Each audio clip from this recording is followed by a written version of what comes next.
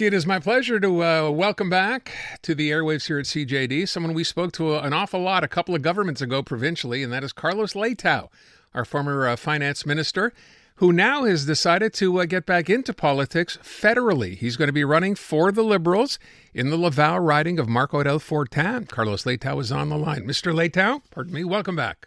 Aaron, how are you? Thank you. Thank you for inviting me. Yeah, yes, I'm back. I'm back. You are back. So I guess the first question is, it seems to me, when we spoke after you had given up your position, if the Liberals lost the last election, I might have asked you at the time, you planned to come back. I think the answer at the time was no. What changed your mind?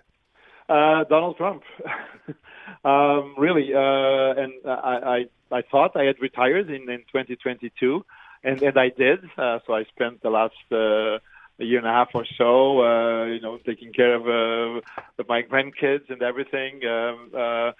But now, given particularly what has been going on since the U.S. president started talking about, tariffs being the most beautiful word in the dictionary, and all that, and really the harm that is being done on purpose to the Canadian economy.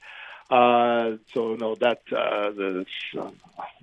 woke me up, and I said, no, I have to do something. And I guess the best way to try and then contribute to this debate is to go to Ottawa, to go to the House of Commons, and that's where the debates will be taking place. So was the decision yours? Did you make that phone call to the Liberals, or did they call you? Well, they did call me, but the timing was also good because I was already getting more and more upset, and I was finding it very difficult to keep quiet because, as you may know, at the time, since May of 2023, I was on the board of directors of the Bank of Canada, and being on the board of directors of the Bank of Canada, we have to abstain from commenting on issues of public policy. So I was finding it very, very difficult to keep to not make public comments about the situation.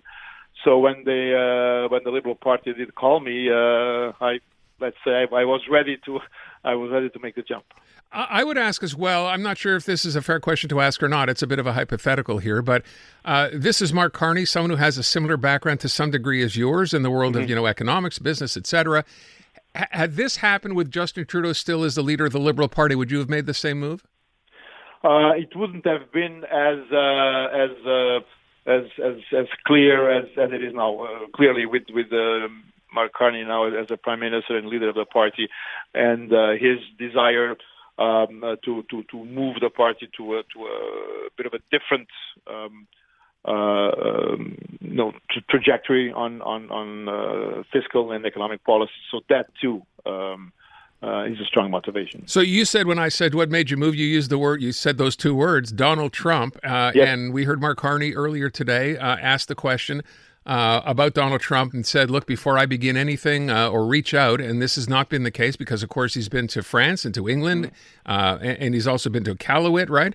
And he seems to be waiting for Donald Trump to call him. He says he wants to see a level of respect that obviously up until now has not been shown. So I'm wondering, what is the best way, in your opinion, I'm sure you've had discussions, to deal with Donald Trump?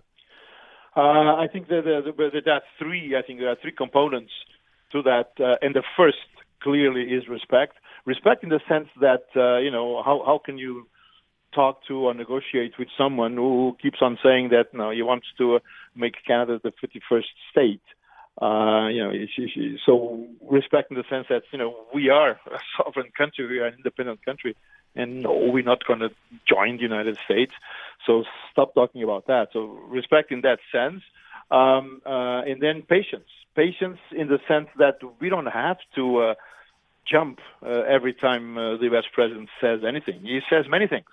And then he imposes tariffs, and then he suspends them, and then he says there'll be more later on. So we don't have to be jumping around every time he posts something on his Truth Social media. So patience, respect, and at the same time strategy. Think what is it exactly that you want. Sure, we might willing to negotiate with you, Mr. President, but what is it that you want? You want to renegotiate the trade agreement, which we now have and which you signed? If that's what you want, well, we're willing to consider some negotiations, but not at any cost, and not until you stop trying to annex us. It seems to me now we've almost reached sort of a stage of a standoff, right? We're not going to call you, and he's not apparently in a rush to call us. We're going to find out April 2nd. That's not very far away. What the next round of tariffs might include, and of course the big one there would be the automotive sector, which was put off for a month already. Right. How concerning is that? It is concerning. It is very concerning. At the same time, though, every time tariffs are imposed, and again, these things keep on being announced and then being suspended and whatnot. But given the very high level of integration between the Canadian and the U.S. manufacturing industries, any measure that has an impact on the supply chains will affect the Canadian and the U.S. industry. So the U.S. auto industry has also made it very clear to the U.S. president that you cannot move an auto assembly plant in a month. That just not going to happen. And if we impose tariffs on goods that cross the border 3, 4, 5, 6 times, I mean, the average price of an automobile is going to go through the roof, and the Americans will pay those higher costs.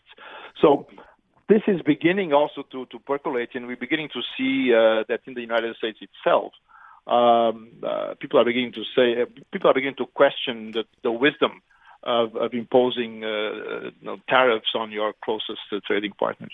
Yeah, I wonder too. At some point here, we talk about the U.S. and Canada and this tariffs, but now we're dealing with a situation, of course, with China as well, right? Because of the Canadian imposition of tariffs on electric vehicles.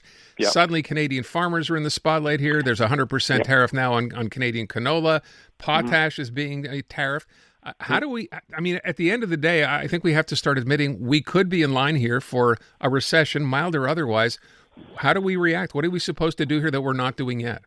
Yeah, I mean, the possibility of a recession is a real one.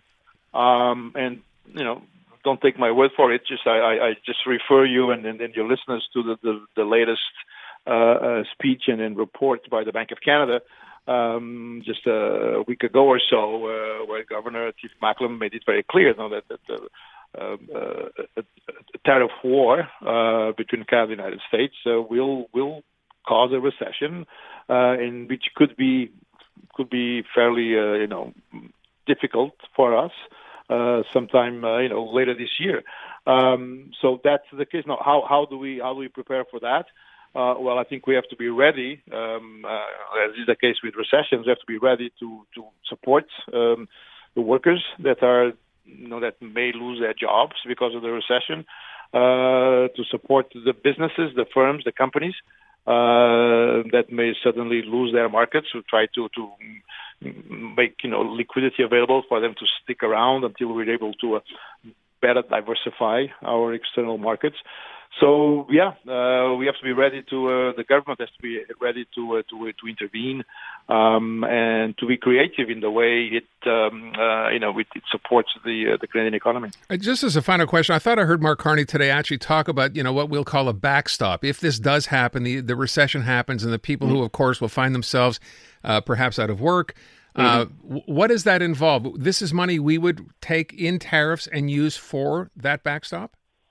That will be part of it, yes. So because as Canada also imposes retaliatory tariffs, that too generates income for the government.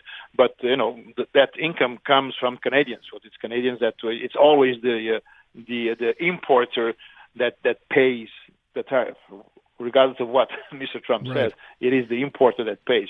So Canadians will be paying, but that will generate some revenue for the government, and then that revenue will be used as a backstop.